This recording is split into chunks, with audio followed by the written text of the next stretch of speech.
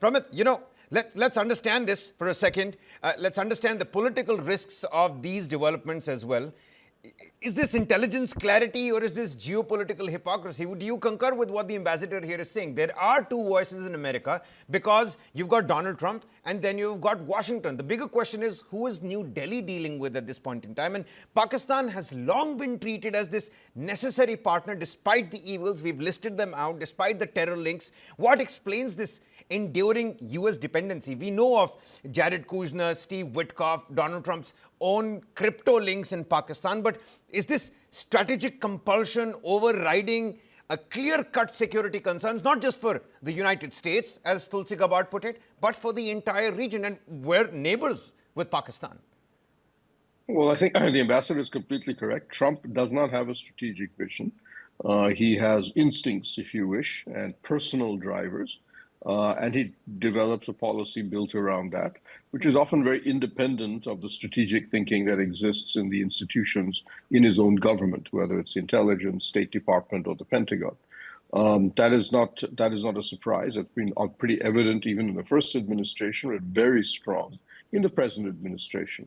So the rest of his government is very hostile to Russia because of the Ukraine invasion, sees Vladimir Putin as a threat. But Trump likes him. He says, I like him. He's a strong man. He's a good guy, blah, blah, blah. I can still do business with him. He says very similar things about Xi Jinping, even though his administration sees large chunks of it, at least, still see China as their primary strategic rival. So it's not a surprise that he should also, you could see this double standard or double forked tongue being spoken about Pakistan. The difference is that in the past, Washington, in other words, there was a consensus in Washington that Pakistan was important to the United States strategically, either as an ally against the Soviet Union in the Cold War, or later when the Soviet Union invasion of Afghanistan happened as a frontline state. And we've seen the American interest in Pakistan at the Washington level, as you put it, wax and wane depending on these strategic issues. Over the recent times, it's waned quite dramatically. The Biden administration was unusually hostile. President Biden himself was extremely hostile to Pakistan. Yeah. And this administration, we have seen the Pakistanis play a very smart game, realizing that while they don't have anything strategically to offer the United States, they do have, America has a president who can be wooed with either literally money being dumped into his family's crypto or his friends' cryptocurrency schemes, which is what the Pakistanis have been doing, or offering him critical minerals and praising him for Nobel Peace Prize, playing on his ego. And they've done a very good job of that. They've had very few cards to play, and they've played them well. But I would argue they're starting to run out.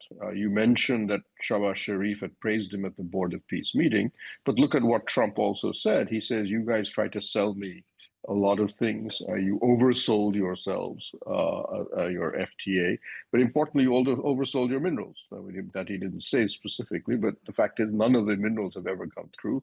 They claim they would give you oil. Pakistan doesn't have any oil to give.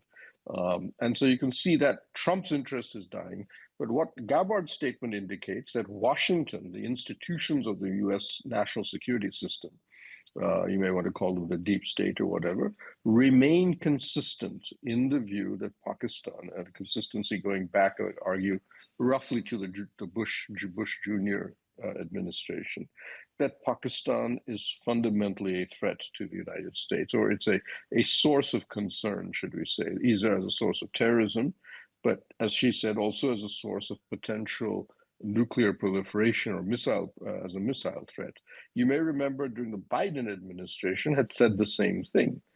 They had actually sanctioned, I think it was called the National Military Complex or something in Pakistani, a set of 3 Pakistani facilities that were building the fuselages of their ballistic missile program. From what I'm understanding here, Pramit, is that the Pakistanis, especially the favorite field marshal, they're clearly playing Donald Trump. They know that they can woo him.